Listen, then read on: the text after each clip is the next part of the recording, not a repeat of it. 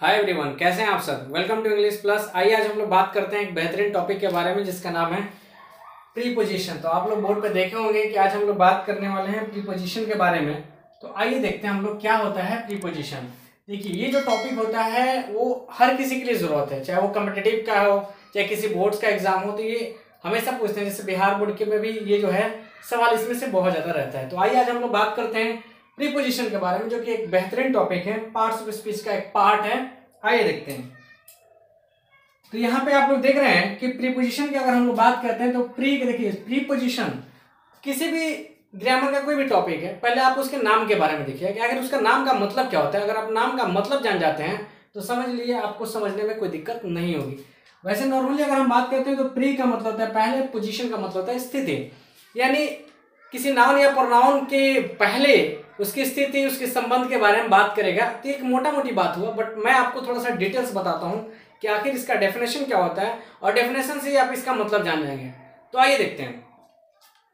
यहाँ पे आपको दिख रहा होगा कि मैं लिखा कि अ वर्ड और phrase that is used before a noun और pronoun to show place, time और डायरेक्शन। ये तीन चीजें बहुत इंपॉर्टेंट है। कहा जा रहा है कि प्रीपोजिशन एक ऐसा शब्द है जो कि नाउन और प्रोनाउन में क्या करता है, रिलेशनशिप को बॉन्डिंग करता है, यानी रिलेशनशिप को बढ़ाता है। यहां ध्यान दीजिए, बताता भी है।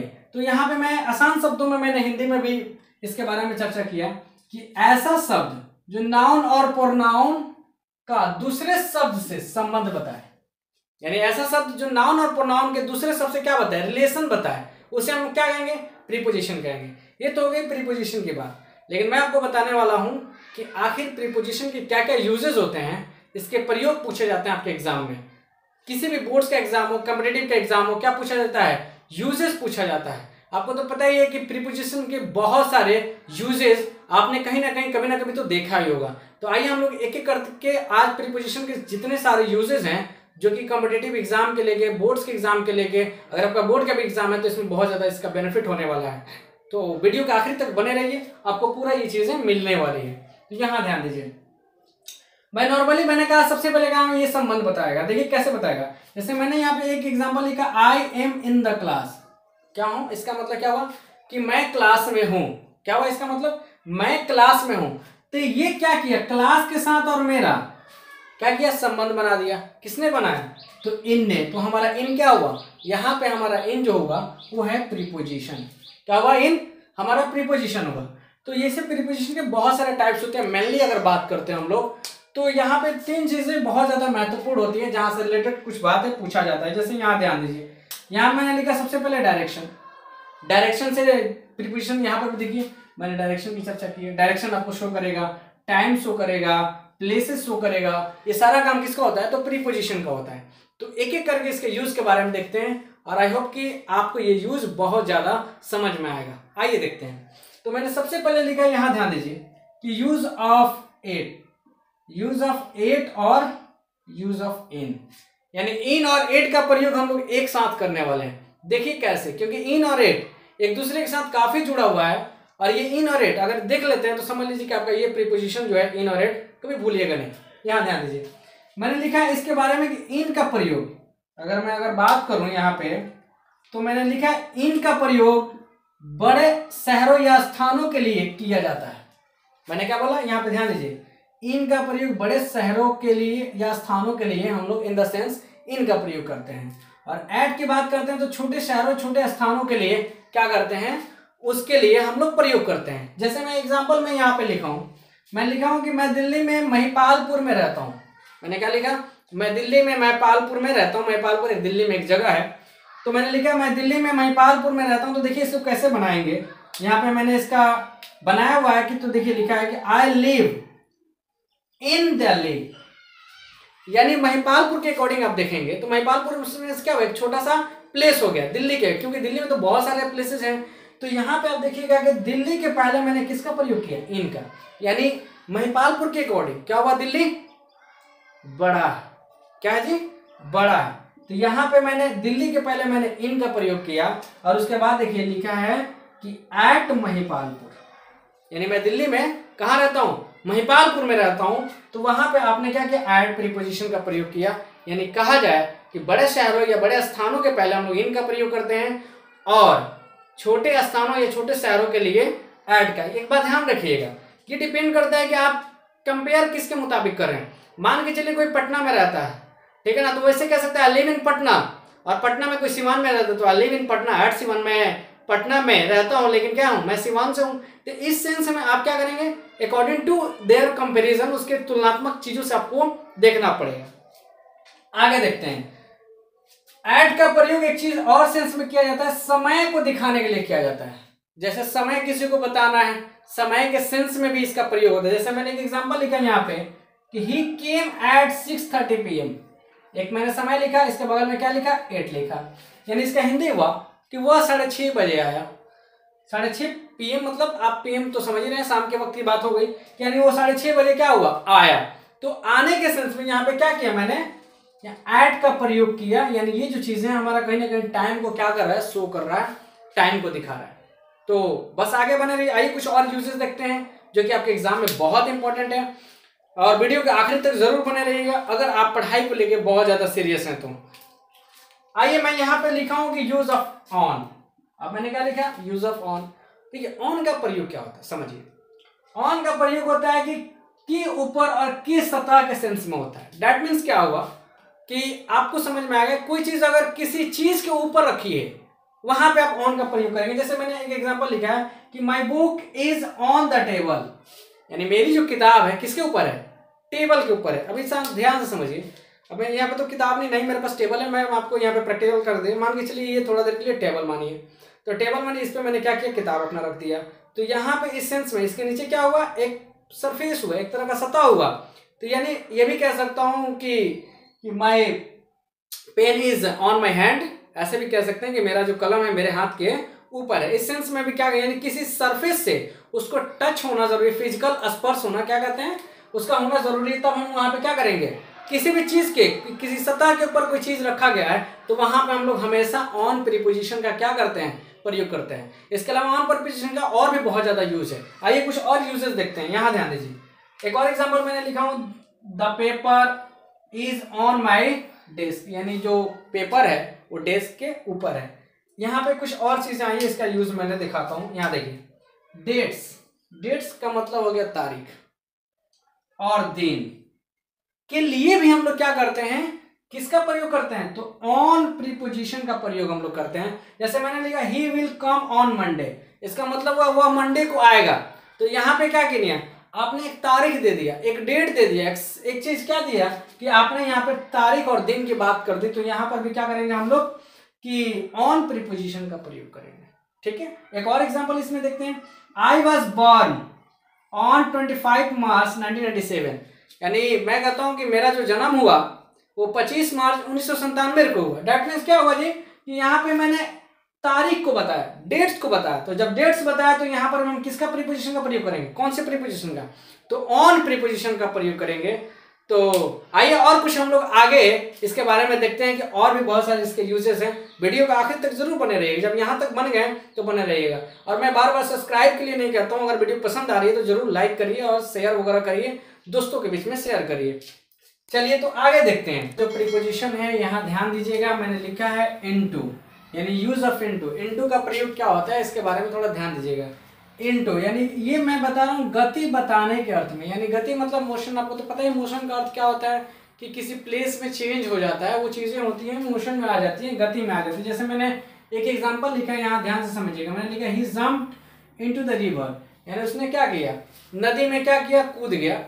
नदी में क्या किया, छलांग लगा दिया। तो जब नदी में छलांग लगाएगा तो कहीं ना कहीं वो क्या हुआ, मोशन में आया कि नहीं आया। तो इस सेंस में हम लोग क्या करेंगे, इनटू प्रीपोजिशन का प्रयोग करेंगे। यहाँ पे ध्यान दीजिएगा, मैंने इनटू प्रीपोजिशन का प्रयोग किया है। आगे बढ़ते हैं। आगे मैंने लिखा है विथ और बाय। और एक बात और मैं बताना चाहता हूँ, मैं वही प्रीपोजिशन बोर्ड पे लिखा हूँ जो आपके एग्जाम के व्यू में सबसे ज्यादा यूजेज आते हैं, इसका सबसे ज्यादा प्रयोग होता है।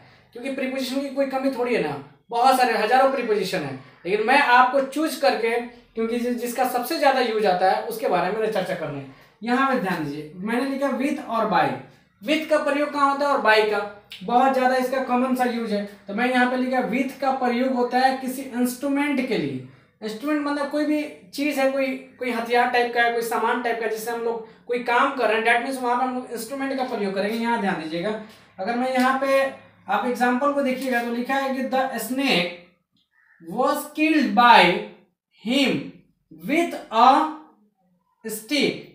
मैंने क्या लिखा, विथ अ स्टिक। और इसमें यहां ध्यान दीजिए बाय का भी प्रयोग हुआ है, मैंने बाय भी लिखा है। बाय का प्रयोग होता है के द्वारा के सेंस में, यानी यहाँ पे ध्यान दीजिएगा तो मैंने लिखा है कि सांप को क्या किया गया, मारा गया। किससे मारा गया, तो स्टिक से। तो यहाँ पे हमारा इंस्ट्रूमेंट क्या हुआ, स्टिक हुआ।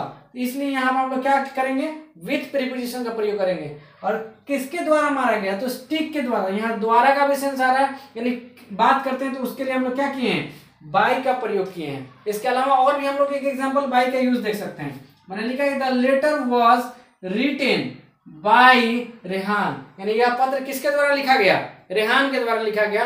तो इस सेंस में भी हम लोग क्या करते हैं, बाय प्रीपोजिशन का हम लोग प्रयोग करते हैं। आई होप आपको ये सारी बातें समझ में आ रही होगी। यहाँ ध्यान दीजिएगा, एक और भी बहुत बेहतरीन टॉपिक है जो यहाँ पे प्रीपोजिशन का एक और भी टॉपिक है, जिसका मतलब यहाँ पे मैं फ्रॉम के बारे में बताना चाह रहा हूँ कि फ्रॉम बहुत ज्यादा इसका यूज होता है। यहाँ दीजिए, मैंने लिखा फ्रॉम का प्रयोग होता है किसी स्थान प्लेस के बताने के सेंस में, ज्यादातर इसका यूज इसी सेंस में आता है। मैंने यहाँ पे लिखा है कि ही इज फ्रॉम पटना, यानी वह, इसका हिंदी वह पटना से है।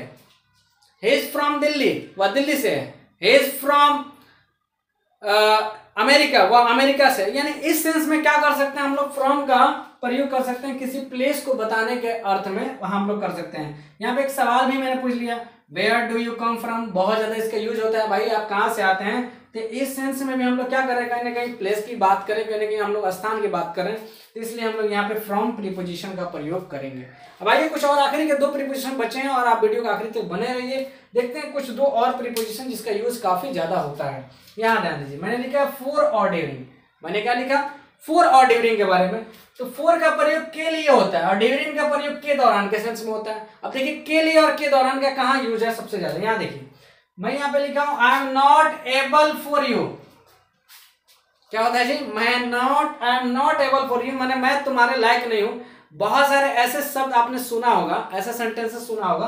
तो आई एम नॉट एबल फॉर, यानी यहाँ पे के लिए के सेंस में हम लोग क्या किए, एबल फॉर, यानी मैं तुम्हारे योग्य नहीं हूं, मैं तुम्हारे काबिल नहीं हूं।